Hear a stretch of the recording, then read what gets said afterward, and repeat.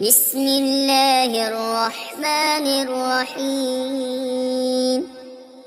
عَمَّ يتساءلون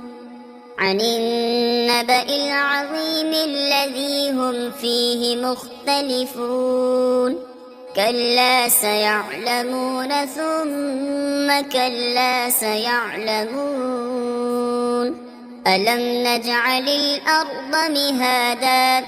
والجبال أوتادا وخلقناكم أزواجا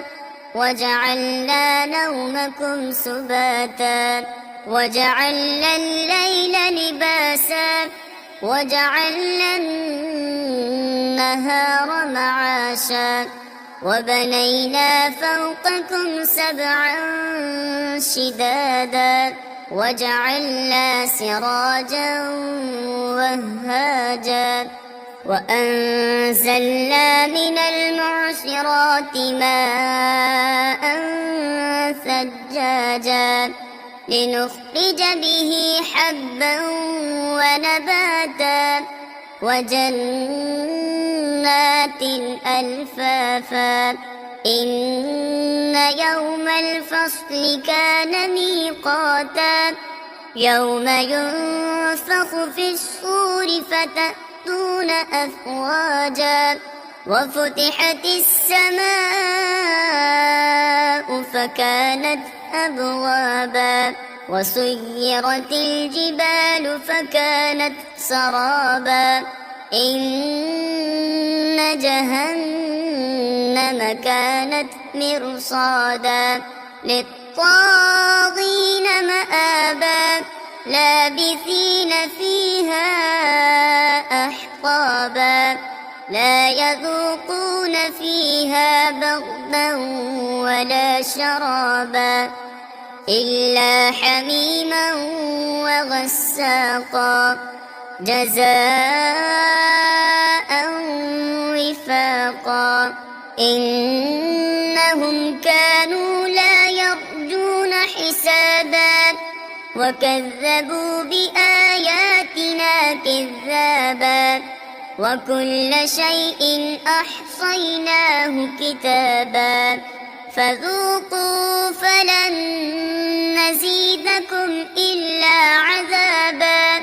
إن للمتقين مفازا حدائق وأعنابا وكواعب أترابا وكأسا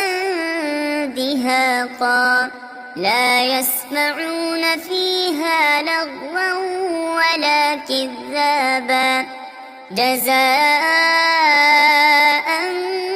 من ربك عطاء حسابا رب السماوات والأرض وما بينهما الرحمن لا يملكون منه خطابا